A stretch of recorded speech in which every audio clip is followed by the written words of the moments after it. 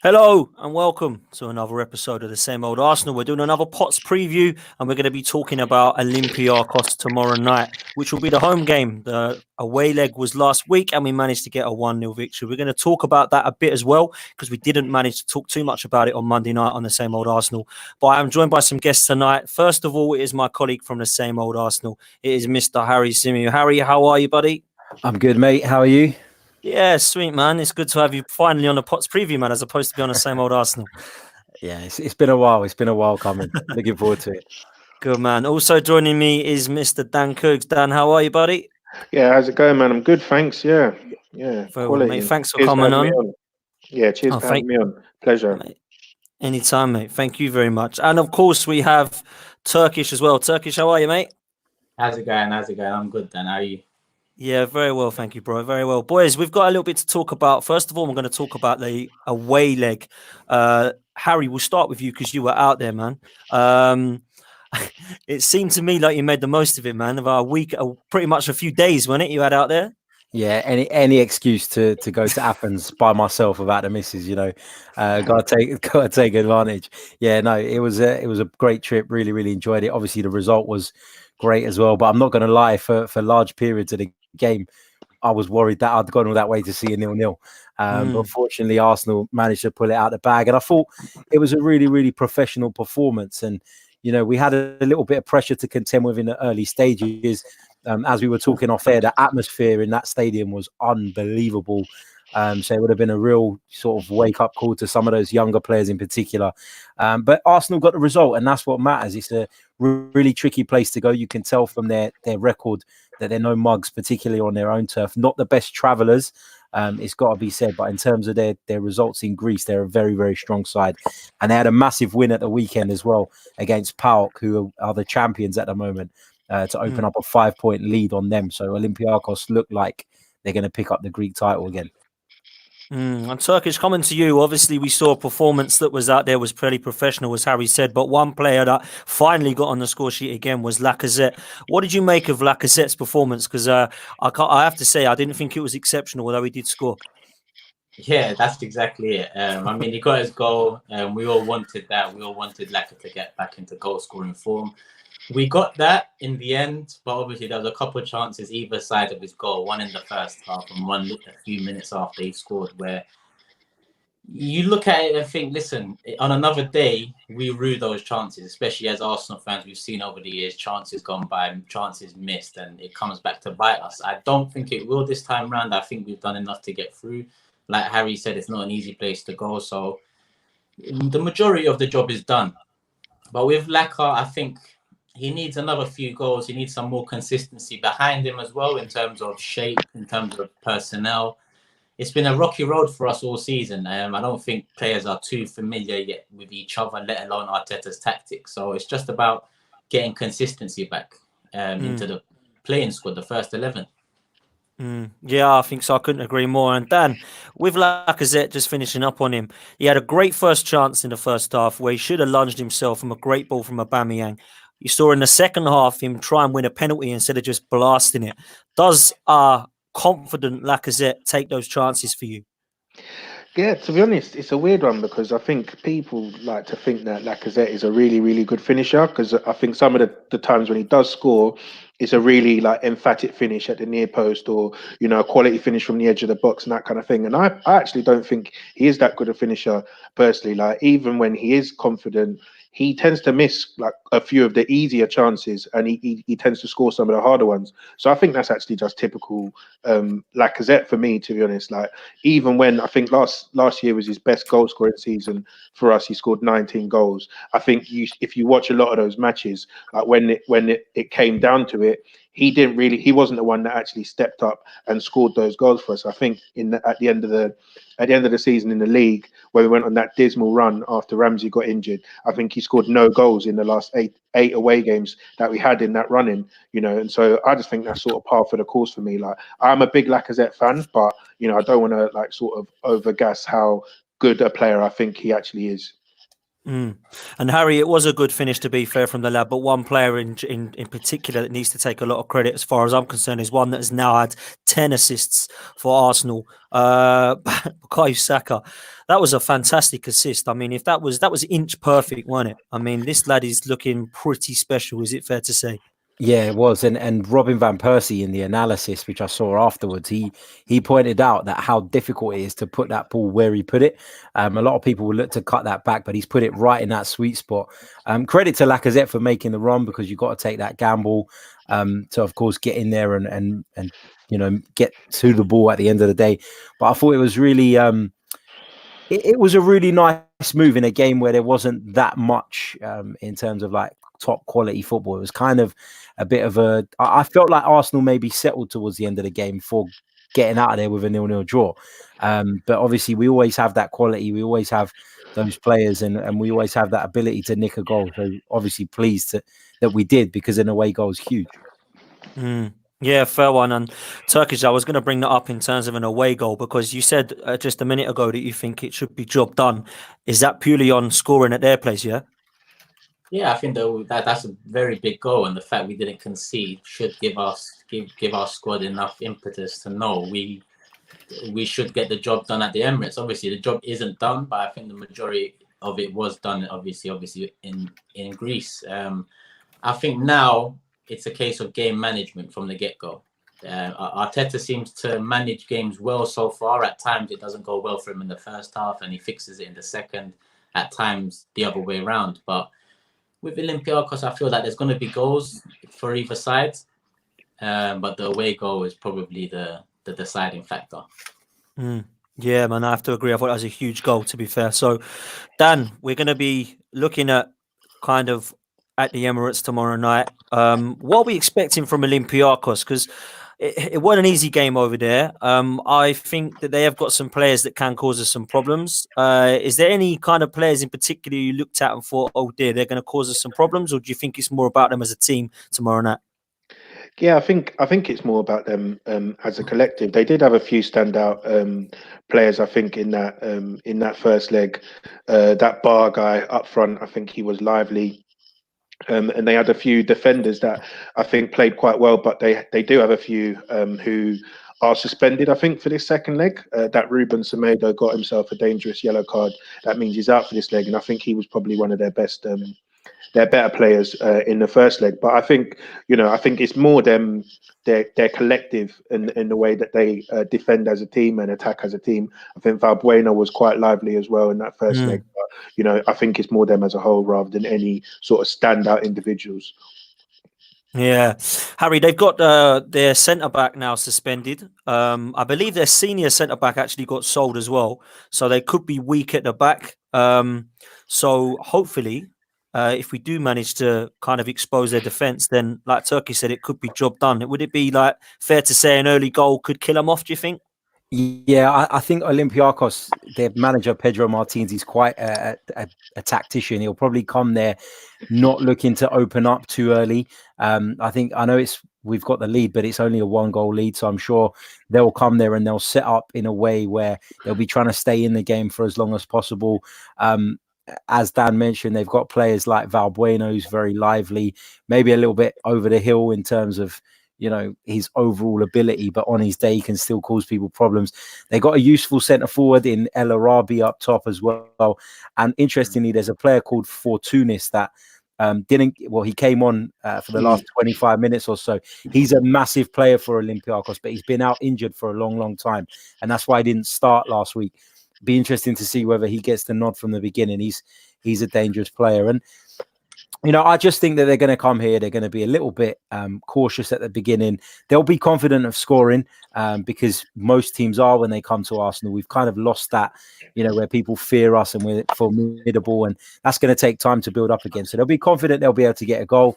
But like I said, I fully expect them to come there, sit deep early doors, and just try and stay in the game for as long as possible.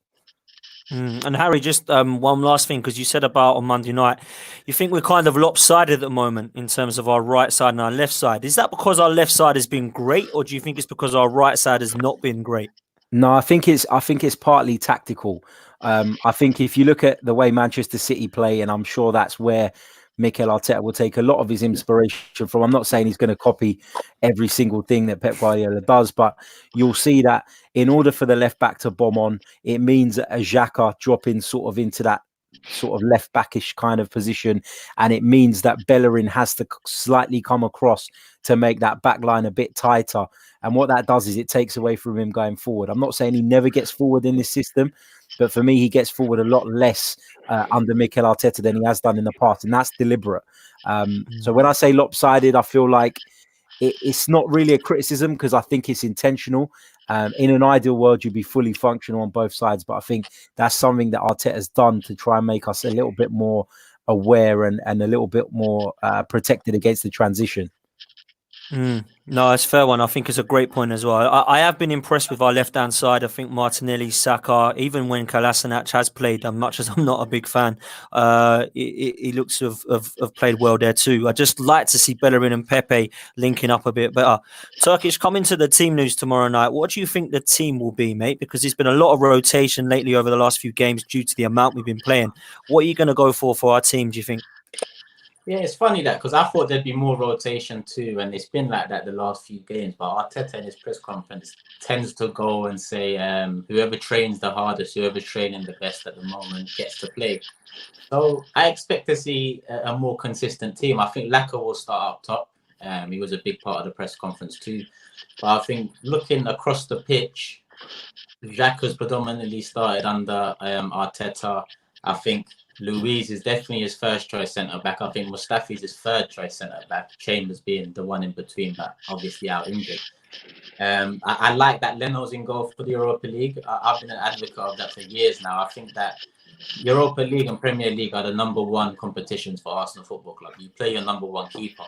League Cup and FA Cup, Martinez can take duty there. He has shown that he is a decent keeper, whether he can take the reins in the end or oust Leno, who's performing very well at the moment throughout the whole season. I mean, as much as Ob has been a shining light this season and Saka, I think Leno has been a shining light since he's arrived at the club. So do I, mate. So do I. I mean, we haven't had a keeper, a good shot stopper since Jens Lehmann. Let's be honest, and that's over a decade. So it's refreshing there. In terms of team, Saka picks himself now. Kolasinac is out injured, so Saka picks himself. I think Aubameyang deserves a rest. I think Xhaka deserves a rest. I'd go with a Torreira-Ceballos combination to see how that would work. With Oba getting a rest, I'd go with Martinelli and Reece Nelson the other side. I think Pepe, give him a rest as well, have him ready for the next league, FA Cup or league game. So yeah, I'd make some changes, but the way Arteta made it seem in the press conferences, he's going to be a bit more consistent. So expect to see Xhaka and the rest of them, to be honest. Yeah, I think so. Dan, do you agree? Yeah, I do agree, and I think as well we got quite lucky with the FA Cup draw as well, that we've got Portsmouth on Monday. So I think that's a game that we'll probably see a bit more rotation. We might see the likes of Nelson, Martinelli, and that play in that game if they don't play tomorrow. So I think we'll probably see a very, very similar team to the team that played on the weekend, and then see more rotation for that game on Monday in the FA Cup. Mm. And Harry, I must come on saying that Turkish has said, because I totally agreed. I was really frustrated when we kept playing Martinez or second choice goalkeepers in this competition, because for me it's the most important competition. So does that suggest now that Leno's playing that Arteta is making this a priority, do you think? I don't know, because I think obviously in an ideal world for me as well, I prefer to see the first choice goalkeeper. I think you're all absolutely right. You want to see the best team on a pitch. But I think it's difficult to knock previous Europa League selections when Arsenal went to the semi-final and then the final in consecutive years. So obviously, the managers previous to Mikel Arteta felt that we could get there with an understrength side, and they were right to a degree, because we did almost go all the way on both occasions with a weakened side. So I agree with you that I think it's the right thing to do, and it should be Leno. But I'm not really going to get wound up about the past, because I think that it's not as if we didn't do well in that competition for me to then say that's why we didn't win it, for example. I think we've done well enough, and it wasn't necessarily down to the goalkeepers that we didn't win. Yeah, one thing on that though, I never understand is in those past competitions, we brought in, you know, basically the first team to play those matches once we got into the later rounds. So like, you know, Aubameyang came in when he barely played any minutes in the Europa League, and like your Xhakas and that kind of thing. So I don't get why, you know, you get to the final stages and you're like, no, this is first team now, we can't risk it. But then your goalkeeper, which is arguably one of the most important positions on the pitch, you then play the second string just to sort of be fair to him that he's played the rest of the rounds. And I think, you know, if you're taking the competition seriously, your number one has to play. Yeah, I completely agree with Turkish. Yeah, and to be honest, I actually agree with Harry as well. He's right. It hasn't cost us. Playing our second choice keeper hasn't cost us. But what I think is it's a mental thing. I think even as part of your team, I look back at maybe when I played Sunday League football and whatnot.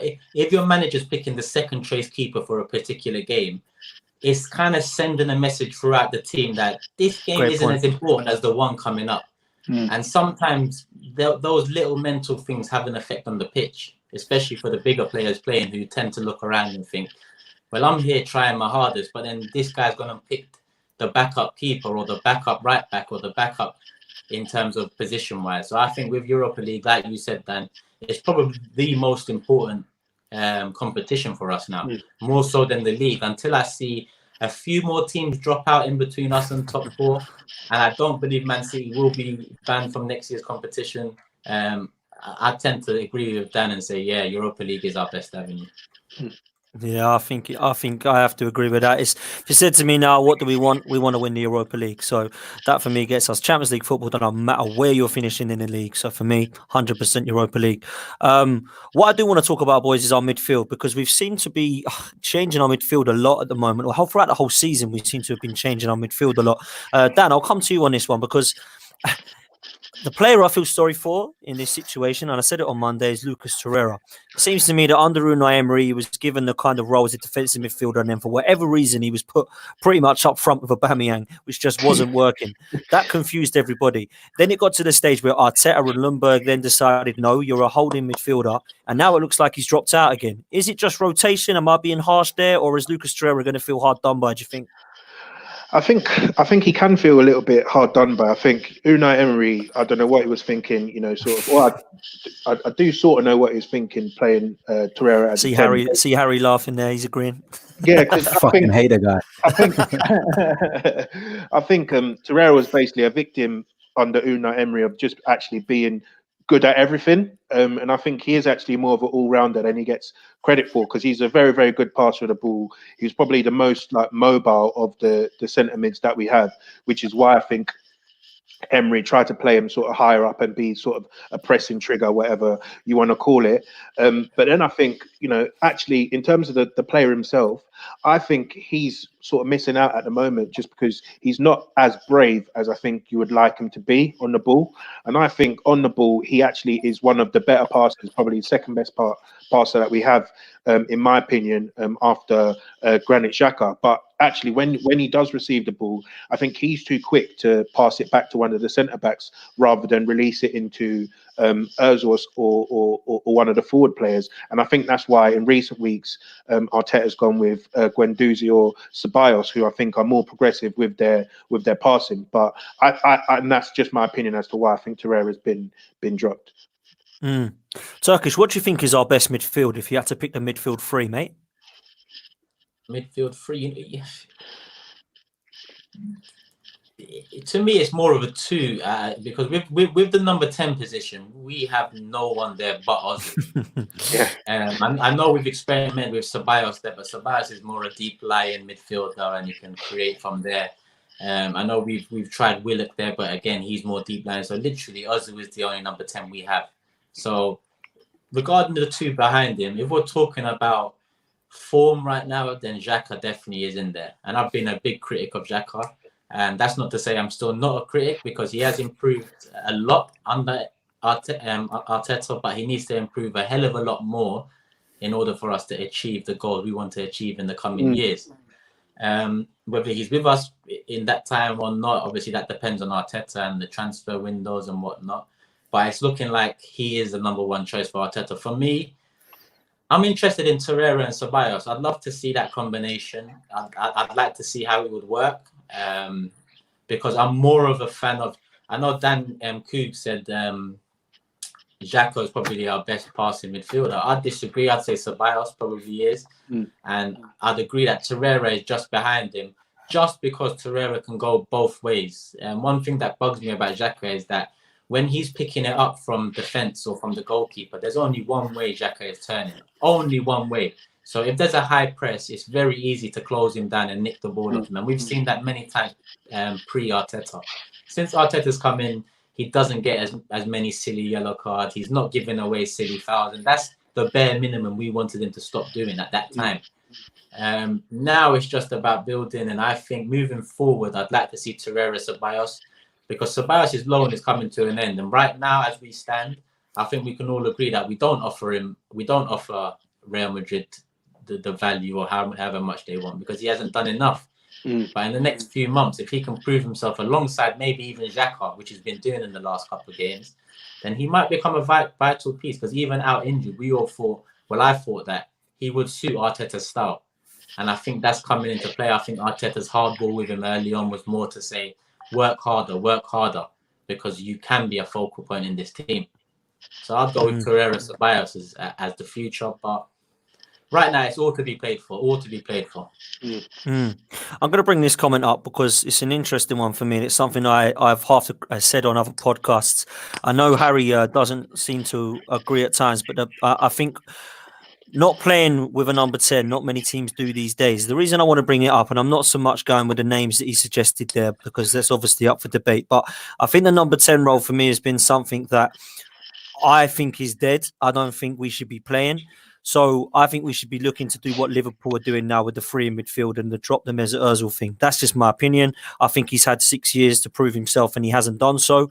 I like Danny Ceballos. I'm with Turkish. I do think he's a great player there. And I think the last couple of games he's proven himself to be well there. I think when it comes to Torreira, I think he's probably our best and only defensive midfielder. And I think Granit Xhaka has played well enough to be in with them with a chance with that as well. But Harry, I know that you see this differently with the Mesut Ozil thing. What do you think about our midfield at the moment? Because it doesn't seem like we've got our best midfield. It just seems we've got quite a mixed match. Yeah, I've said this for a while now. I think that with Arsenal's midfield, you've got lots of good components, but you don't have enough of them in any one or two players to have a set pair in that middle of the park that are fit for purpose every week. And that's kind of been a problem. In terms of the number 10 thing, it's not that I'm against scrapping the number 10 role. It's more a case of I don't think any of the midfielders we have, like I've just said, have got that ability to then get forward and get involved and create and get in between the lines necessarily. That's kind of my worry, and that's why I would still put Ozil in this team. For me, I think it's the midfield that you pick is dependent on your opponent, and I think we've seen that from Mikel Arteta. I think in 2 games where he expected to have the majority of the possession at home and he wanted to try and dominate Newcastle and Everton, he went with Ceballos for that reason, because he felt that Ceballos picking up the ball deeper could be beneficial. He could feed the ball into Ozil, who does make those runs in between the lines. They don't always get picked out, and he can do more. I'm not for a second saying that, he's at the top of his game, but I think having Ceballos in there allowed us to control the games a little bit more. I think if we go away to Manchester City or if we go away to Liverpool, I think Mikel Arteta will change it again. And I think he'll put Lucas Torreira back in there. I think it's about picking the team for the game that you're going into. I think we're not good enough at the moment to have a set 11 that we pick every week and we just completely disregard what the opponent does. We're in a position now where we need to manage games as best as possible. We don't have the greatest squad. It's a little bit imbalanced in certain areas. And so I think the way you make up for that is by managing the team correctly. And I've been happy with what he's done so far. Yeah, I have as well, to be fair. Turkish, we'll come to you in terms of transition, because we were great defensively under Arteta. He's definitely improved us. But now we're starting to see us score goals. And people are saying that they're still not happy. As far as I'm concerned, we've scored, 8 goals now in 3 games. So the goals are coming thick and fast again now. What do you make of us going forward at the moment? Because it doesn't seem, again, like we've got our front three that's working together, but we're definitely getting on the score sheet. There's still an imbalance in that front three. I still don't think that's Oba's best position. As much as he's still getting goals and working hard there, I still think that Oba up top with 2 proper wide players gives much more balance. And if you want a front three like Liverpool's, Oba is not a wide man like Mane or Salah. Whereas Pepe is definitely not at that level yet, but he is a wide player of that mold. Someone who can pick it up, run at one defender, run at two defenders, create, score. Whereas Oba is not a man that runs at defenders and beats defenders one after the other. Oba's more right now at this age, as much as he's got pace, he rarely relies on it. That goal against Everton the other day, that's probably one of the only reason we're saying Thierry Henry is because it's one of the first times he's been put through one-on-one for Arsenal Football Club since he's come. Rarely do we get one-on-ones because we rarely play a player through at the right time. So I think there's an imbalance there. But the winter break, or whatever that break was called, did do us well. And I think I expected it as well as a lot of us, because the first thing Arteta had to do was bring organisation back. Defence is not just quality defenders. Defence is organisation too. So the first thing we have to do is organise the team, not just the back four, not just the two in front, the team to be more organised on the pitch in the transition. And that is paying more attention defensively at first. Because once you sort it out defensively, or have a base defensively, because it's by far not sorted out, then you can build on the attack. And I think we did that before the winter break in his first 6 weeks. And that winter break allowed Arteta to implement more of a expansive style of play, getting it out to Oba, getting it out to Pepe or whoever it is on the wings a lot quicker. Because that's what we have been doing. Xhaka has been getting the ball out to the wings a lot quicker.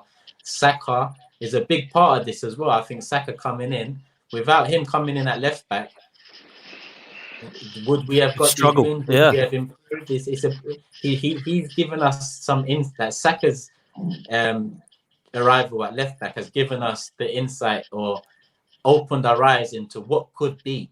I mean, a lot of people earlier on this season was calling for Bellerin to be captain, was saying Bellerin is what. Listen, Bellerin has a lot of work and a lot of proving to do at this club, because every time he's come back from injury, he hasn't been good enough. And I think that when you look at Saka at such a young age, what he can offer, and when you look at Bellerin's first year coming through at Arsenal and what he offered that year in terms of attack and defence, I think as Arsenal fans, we've been starved of quality players for so long, players with more of an all-round ability, not like Harry said with the midfield, 3 different players with the traits you want all in one player. Saka's provided that insight, opened our eyes into a proper fullback or someone that can do the position adequately. So we look over to the other side and say, well, it needs to come from there eventually too if we want to get to the positions we want to get to. So there's still a lot of work to be done, but you can see Arteta is getting it right. He's doing the right things, saying the right things, and the players they're responding well.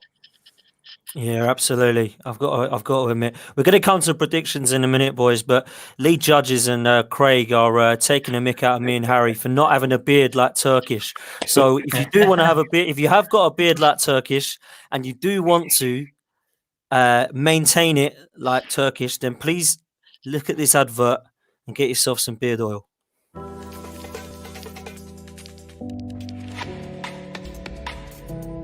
West Cork Beard Company make beard oil and beard balm for a strong, healthy, great-looking beard. Handmade from all natural ingredients in Clonakilty, West Cork. Check out their YouTube channel for beard care tips and advice, or catch them online at westcorkbeardcompany.ie. There you go. Get yourself over and get yourself some beard oil if you don't want a beard like me and Harry, but you do want a beard like Turkish. There we go. Enough said. Dan, we're going to come over to you. Predictions for tomorrow night, man. What are you going for the score? So I think, I think Harry's right. They'll come. They'll not try and be too open straight away. It'll be a close game, but I'm going to say we'll win 2-1. You're going for a 2-1 win. Harry, over to you. What are you going for? Score prediction tomorrow night? I'm going to go for a 2-0 win to the Arsenal. 2-0 to the Arsenal. I'm going to agree because I've gone 2-0 as well. That's not normal, mate, is it? Me and you agreeing? Look at that. I'll take that, man. I'll take that. Turkish, what do you reckon, mate? I'm going to go for a 3-0. I'm confident. So I think as long as we get the first goal, even if Olympiacos get the first goal, I see a 3-1. So I think we'll get 3-0, 3-1. I hope so, man. I want a good win. I want a good performance more than anything as well. I think that's important. So, Europa League, before we kind of start to wrap up here, what are the chances, do we think, of us progressing to the final or even winning this Europa League? Because for me, there's some great teams in it. I think Inter Milan, even Wolves are playing well. Manchester United. I did say Ajax last week, but it looks like they could be going out to Getafe after a terrible performance in the first leg. But there are some great teams in this. Dan, do you think that we are playing well enough to be considered as one of the favourites to win this competition? Yeah, I think if you look at it over the last sort of 2 seasons, where I think we've been probably played some of the worst football and probably the worst Arsenal teams that I've seen in my lifetime, and we still managed to get to a semi-final and a final. And if not for the draws that we get in those 2 tournaments, I think we win the whole thing. So I have to back us as being favourites as for the whole time that we're in the Europa League. I think in terms of teams that I would want to avoid, I think Wolves is right at the top of that list, and then actually Getafe. I think they're a really, really good footballing side, underrated. Actually, I think Inter I back us to beat them over 2 legs. I don't think they're actually as good as everyone thinks, regardless of what they're doing in Serie A. And Conte, historically in Europe, has never really been that guy. And then United, I back us to beat them over 2 legs as well. So yeah, I'm putting us right up there as favourites. Okay, fair one. Craig has said, Harry, look, that we're not good enough. Oh no, that's late. Wrong one. We're not good enough, I'm afraid. Is it true? Is it about being good enough, Harry, or do you need a bit of luck as well, mate? You need a bit of luck as well. You need the draws to go your way. You can often find that some of the big hitters will get knocked out by other teams. And in terms of, look, like Dan said, we've gone very far in this competition in recent seasons. There's no reason why we can't do it again. People keep talking about Inter. For me, Inter are a better side than I think people give them credit for. I think Serie A is looked down upon for a lot of reasons that aren't necessarily footballing reasons, unfortunately. But I think they are a good side. They got a very good manager in Antonio Conte. The only thing with them is they are desperate to win the Scudetto. They are absolutely desperate for it. And I think that when push comes to shove, if Antonio Conte has to choose what to prioritize, I think he'll choose that, because they will qualify for the Champions League via the league route anyway. It is, how close are they, Harry? You follow Serie A. How close are they to winning this? Because obviously Juventus have slipped up a few. They're quite close, aren't they? Inter Milan. They are quite close, but Inter Milan suffered a really damaging defeat last weekend. Well, not the weekend just gone, the one before, where they lost to Lazio. They're now 6 points off Juve, but they've played a game less because they had a game cancelled. There was a few games in Serie A cancelled this weekend because of the coronavirus stuff. But what if they win their game in hand, then they'll be on 57 points, Lazio 59 and Juve 60. So it's a 3-horse race, and there's only 3 points separating the 3 sides when they've all played the same amount of games. So they're well in it. Yeah, fair one. And Turkish, do you think that although we don't want to be drawn against people like Inter Milan and Wolves and all this, if we do progress, surely they won't want to be drawn against Arsenal as well? Where do you see this competition as far as we stand, mate? Game by game, that's how I see it. Yeah. Like you just mentioned, it's the luck of the draw as well. You look at the year Man United won it; they wasn't good enough either, but they got the luck of the draw, and they didn't play teams of the quality that we've played over the last couple of years: Atletico Madrid, Napoli, Valencia. So Harry makes a very good point. I think if Inter Milan, if we was to draw Inter Milan and they're still in the title race, I think they've got Juventus next, to be honest, but it might be cancelled because of the coronavirus and whatnot. But if they're still in the league, in the hunt for the league, you've got to just picture it the other way around. If we're in the hunt for the Premier League and we've got a Europa League game, that's on the back burner. So potentially there, that could be a bump for Inter Milan.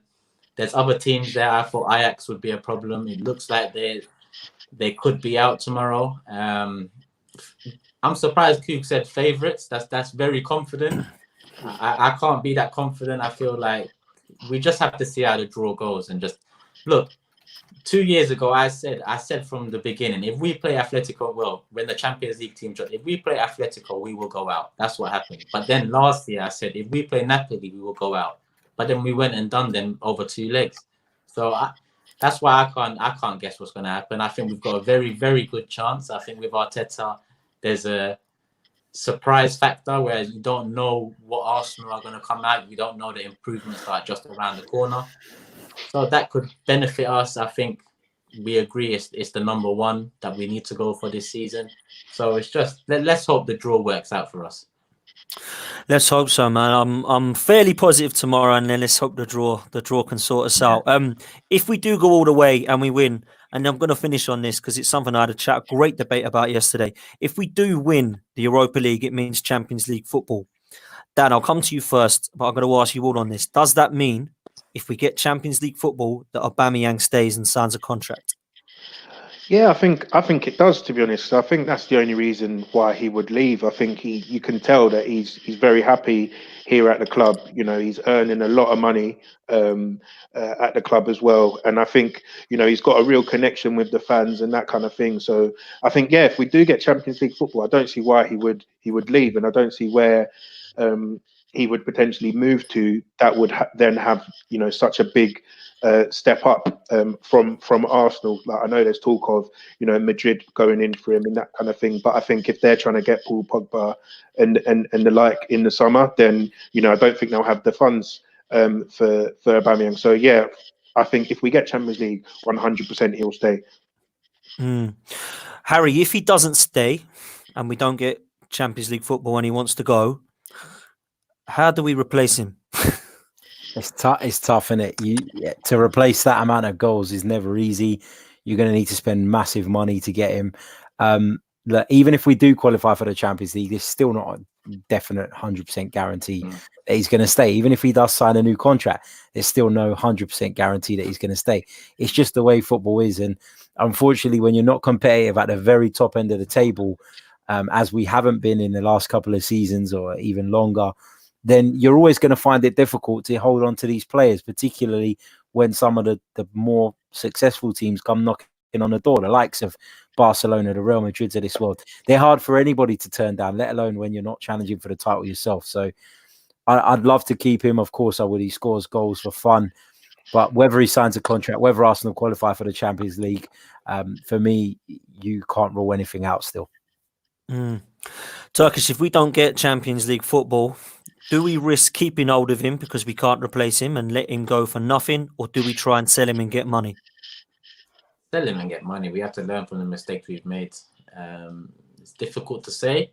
I've said it before. A decision needs to be made this summer, one way or the other, from Arsenal or from Aubameyang. I don't think we should get done over in terms of wages, but then on the other hand, a lot of people tell me not to worry about wages. But wages are the reason why we are in this mess right now in terms of loaning players and not like it's a circle. Some fans just don't seem to understand that part of the reason we're like this is because at the time of Mesut Ozil's contract situation, we were saying the same thing that people are saying now. We can't let him go. We have to sign a contract, give him a contract, give him what he wants. Well, we gave him what he wants, and he hasn't given us what we want since that contract was signed. I'm not saying Oba's going to be the same because it's a different player, but Oba is coming to an end for Aubameyang, especially at the top level. I'm saying he's maybe got a year left, maybe two, where he will still have this sort of impact with goals. So do you give a man 350k for 3 years when you know he's only going to perform for maybe 1 or 2 of those 3 years? I don't think that's sensible business-wise. But like Coog said, there's not many options for him. So Arsenal have to realise we are in a strong position, even if we don't make Champions League. There's not many options for Aubameyang in terms of stepping up. So I think that a decision needs to be made, but it'll be very difficult to replace him. I'm not going to lie about that. Yeah, we need to make a decision. If he wants to move on, we sell him and try and reinvest that money properly. This is a real hard one for me, and it's a worrying one for me about Aubameyang because I believe he is that important to Arsenal. I think the stats don't lie. If we didn't have him this season, we would be 17th in the league, I think it said. So when it comes to it, if he does go, we need to somehow replace him. And I find it hard to see a striker realistically that we can sign in the Europa League that's going to replace Aubameyang. If he is going to go to Real Madrid, that there may be some kind of swap deal we can do with Luka Jovic, but does that mean he's going to come and score a hatful? No. Does he want to come because we're in the Europa League? I don't know if there's a player in the Premier League that we can get that's going to give us that amount of goals, like a Raul Jimenez. There isn't really another option for me. So this is worrying. We've missed out on Haaland. It looks like Timo Werner's going to go to Leipzig. There's not really another player out there I can see at the moment that's going to score us goals. So do we take a risk on Laka, Martinelli and Eddie? I just think that's risky as far as I'm concerned. So we would need to replace Aubameyang. It's not a great position to be in. I'm kind of praying that we get Champions League. And I do kind of feel like I had a great debate yesterday that I'm probably sitting on the fence a bit more to, or maybe even siding towards just keeping hold of him and then potentially seeing if he'll stay for one more year, take the risk to try and get in the Champions League, and then maybe he'll sign then. I don't know. I just find it very, very difficult to have yet another player who is our best player at the club that we're in this position with. And that's why I wanted to finish on that, because I think that it's something that we, as much as we are improving, we're still not improving at those side of things. And that for me stays with the board. And that's what we're looking at, is trying to improve them now. So that's the thing that's frustrating for me. Boys, it's been an absolute pleasure. Dan, thanks so much for coming on for the first time, mate. You've got your Twitter handle there. How can people follow you on social media, and what are you going to be up to, mate? Yeah, but don't bother about following me. I just tweet nonsense on my Twitter account anyway. But make sure you follow Tap In Football. We do a weekly podcast that covers the whole Premier League, run by an Arsenal fan, me, my mate who's a Spurs fan. We hate him, and a Man United fan. As well.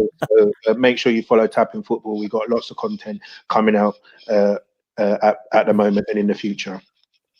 There you go, guys. Get yourself over and follow Dan on Tap In Football.